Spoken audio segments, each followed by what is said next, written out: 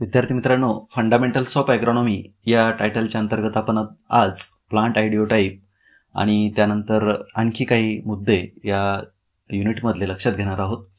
तर आपण सुरुवात करूया प्लांट आयडिओटाईपपासून. आता प्लांट आयडिओटाईप म्हटल्यानंतर त्याची डेफिनेशन सुरुवातीला लक्षात घेऊ. तर हे दुसरं काही नाही की एखादं आयडियल प्लांट किंवा एखादं मॉडेल प्लांट एखाद्या विशिष्ट एरियामध्ये आपण जे घेत असतो तर त्या क्रॉपला आपण प्लांट आयडिओटाईप असं म्हणत असतो.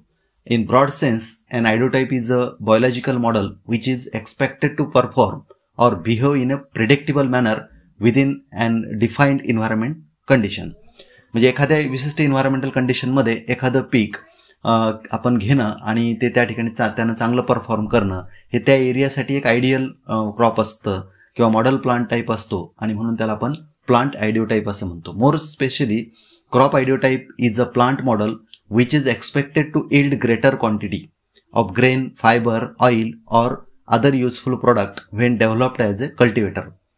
The term idiotype was first proposed by Donald in 1968 working on wheat. Wheat वर वर्क करत असताना पहिल्यांदा ही टर्म त्यांनी आयडिओटाईपची इंट्रोड्यूस केली इन 1968 ला. So that is about the ideotype. आता याचे प्रकार आहेत. याचे 3 प्रकार आहेत मुख्य. पहिला प्रकार आहे की आयसोलेशन आयडिओटाईप. आयसोलेशन म्हणजे वेगळं करणं, स्पेस ठेवणं.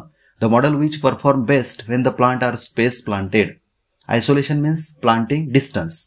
दुसरा प्रकार आहे competition ideotype. The model which perform well in genetically heterogeneous that is different population.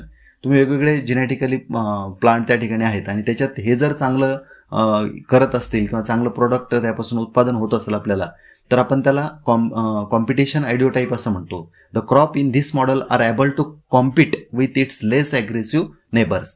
त्याच्या दुसरे शेजारी जे क्रॉप असतं त्याच्यापेक्षा ते जास्त ॲग्रेसिव्ह असतात. मग त्या ठिकाणी तण देखील असू शकतं किंवा इतर पिकं देखील असू शकतात. तर त्यामध्ये हे कॉम्पीट करतं. सच आयडिओटाईप्स क्रॉप हॅव फॉलोइंग फीचर्स. ते ॲन्युअल हॅबिट असतं त्याचं, त्यानंतर टॉलनेस असतं इतर क्रॉपपेक्षा किंवा इतर झाडांपेक्षा. लिफी कॅनपी असते त्याची. टिलरिंग दाखवतो ते, ब्रांचिंग दाखवतो म्हणतो आपण त्याला. सीड साईज चांगली असते. स्पीड ऑफ जर्मिनेशन चांगला असतो आणि रूट कॅरेक्टर चांगले असतात म्हणजे प्रोफ्युजली ग्रोथ होतोय त्याची. त्यानंतर आहे crop ideotype. This ideotype perform best at commercial crop densities because of its poor competitor. In case of cereal a crop ideotype is erect sparsely tillered plant with small erect leaves. तर हा तिसरा प्रकार होता आपला crop आयडिओटाईप. त्याचे आपण characteristic लक्षात घेतलं की ते काय असतं त्याच्यामध्ये ideotype perform best at commercial crop densities because it is a poor competitor. In case of cereal or a crop ideotype is erect.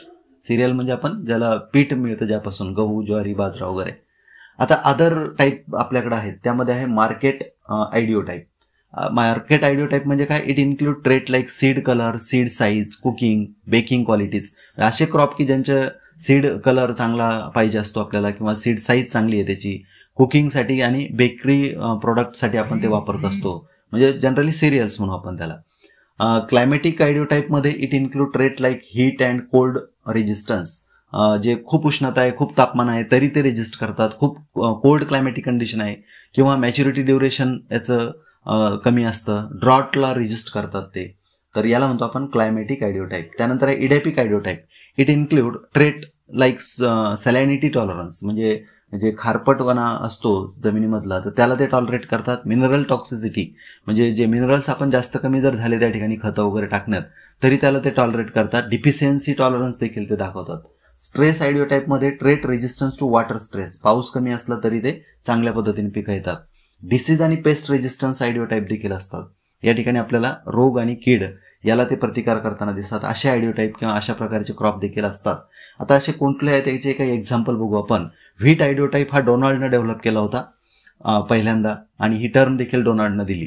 दुसरं आहे राईस आयडिओटाईप. हे जेनिंगनं 1964 साली दिलं.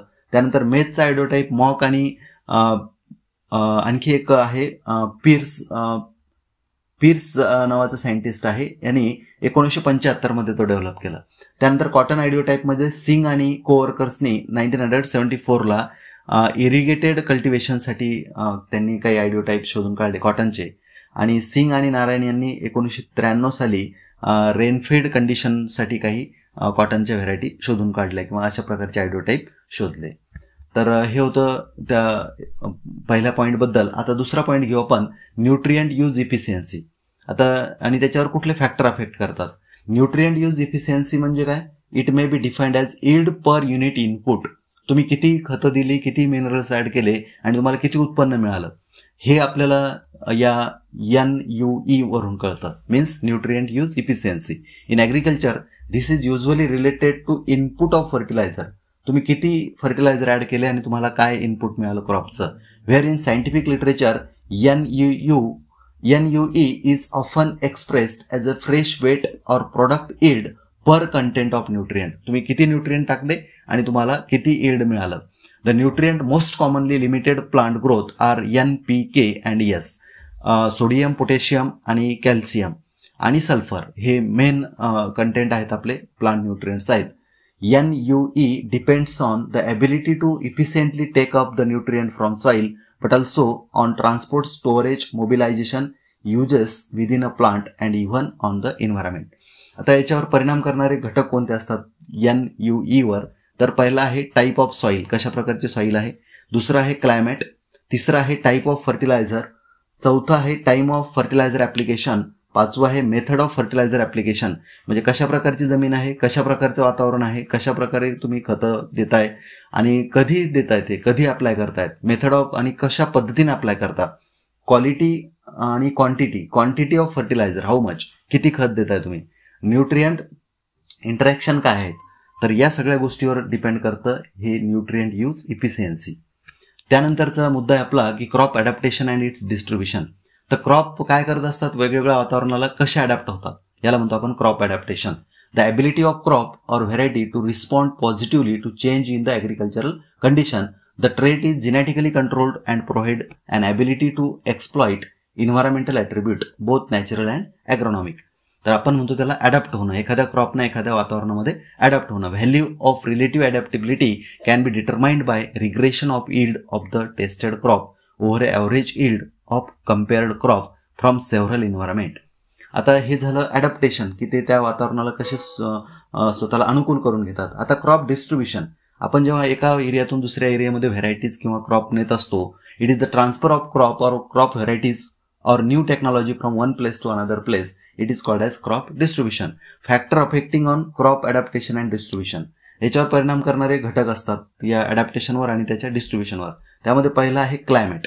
यामध्ये टेम्परेचर आहे, ग्रोईंग सीझन आहे, ॲल्टिट्यूड आहे, रेनफॉल आहे, विंड आहे, सॉईल आणि स्लोप ऑफ लँड, हे सगळे घटक फिजिकल आहे की जे डिस्ट्रीब्युशनवर आणि ॲडॅप्टेशनवर त्याच्या परिणाम करतात. आता ह्युमन देखील त्याच्यावर परिणाम करतो. कसा, आता ओनर ॲक्युपरीज म्हणतो आपण त्याला, ॲक्युपर्स, ओनर्स ॲक्युपर्स म्हणजे याला म्हणतो आपण भोगवटदार, म्हणजे जो जमीन त्याच्यावरती कसतो तिला. त्यानंतर आहे टिनेंट्स ऑर लँडलेस लेबर, म्हणजे जो दुसऱ्याची जमीन खंड देऊन कसतो, म्हणजे दुसऱ्याच्या जमिनीवर काम करतो, तर त्याच्यावर देखील ते डिपेंड करतं. त्यानंतर मार्केट कंडिशन काय आहेत, त्यानंतर ट्रान्सपोर्टच्या फॅसिलिटीज आहेत का, त्यानंतर कॅपिटल म्हणजे मनी अवेलेबिलिटी काय आहे, टेक्नॉलॉजी कोणती वापरली तुम्ही, आणि गव्हर्नमेंट फॅसिलिटीज काय मिळाल्या तुम्हाला किंवा गव्हर्नमेंटच्या पॉलिसीज काय आहेत, हे सगळे घटक त्याच्यावर परिणाम करत असतात. आता पुढचा मुद्दा आपला हार्वेस्टिंगचा आहे, की हार्वेस्ट करणं म्हणजे कापणी करणं म्हणतो आपण त्याला. आता बघा, the process of separating crop plant from field, म्हणजे फील्डमधून क्रॉप आता तुम्ही घरी आणताय किंवा बाजूला सेपरेट करताय त्याला.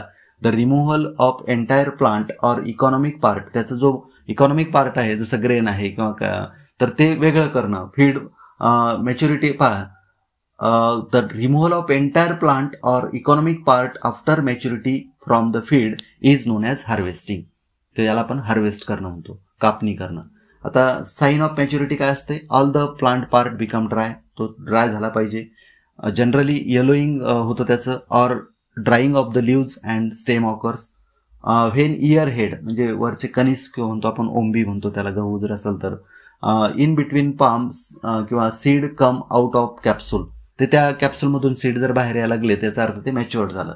Grain break down into pieces if pressed under teeth, तर हे देखील आहे की त्याचे बारीक बारीक तुकडे जर होत असतील त्या दाण्याचे तर याचा अर्थ ते पूर्ण ड्राय झालं. आता sign of maturity of pulses, आता हे होतं सिरियल्स करता, म्हणजे ज्याच्यापासून पीठ मिळतं अशा धान्याचं मॅच्युअर होण्याची लक्षणं आपण बघितली. आता जर डाळी असतील तर त्यांची लक्षणं काय, pod give peculiar noise when shaked in hand, तर त्याचा शेंगाचा विशिष्ट आवाज येतो, कडकड आवाज येतो, म्हणजे त्याच्यावरून असं समजायचं की ते पीक मॅच्युअर्ड झालेलं आहे.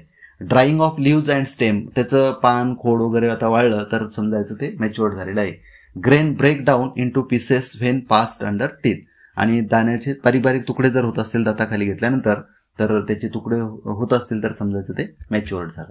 आता थ्रेशिंग म्हणजे काय, तर आपण जेव्हा थ्रेशिंगचे वेगवेगळे प्रकार आहे की the process of separating grain from ear head is known as threshing, म्हणजे ओंबी असेल किंवा कणीस असेल तर त्याच्यामधून दाणे वेगळे करणं, किंवा शेंगा असतील याला आपण बिटिंग न करू शकतो, म्हणजे threshing of year head is done by beating with stick. इथं आपल्याला दिसून राहिलं की काठीनं त्याला मारल्यानंतर त्याच्यातले दाणे बाहेर येतात. किंवा बुलक पॉवर वगैरे वापरतो आपण, पण इथं दाखवलेलं आहे तर बैलाची मळण म्हणतो आपण त्याला. किंवा आपण थ्रेशर मशीन पण वापरू शकतो, किंवा आता अशा प्रकारचे गहू काढण्याचे ह्या मोठ्या मोठ्या मशीन देखील असतात, किंवा हे थ्रेशर मशीन आहे. तर हे सगळ्या मशीनच्या सहाय्याने आपण याला हे करत असतो. यूज ऑफ बुलक पॉवर आहे, use of hand driven machinery आहे, किंवा use of power driven machinery आहे, ट्रॅक्टर, थ्रेशर वगैरे. तर या पद्धतीने आपण याला काय करू शकतो, थ्रेशिंग करत असतो. तर हा एक महत्त्वाचा पॉईंट आपला होता. आता या ठिकाणी थांबू आपण आणि पुढचे जे पॉईंट आहेत ज्यामध्ये आपल्याला क्रॉपिंग सिस्टीम वगैरे लक्षात घ्यायचं आहे किंवा इतर जे काही पॉईंट असतील ते, तर ते नंतरच्या पिरियडला आपण घेऊया. आता या ठिकाणी थांबतो.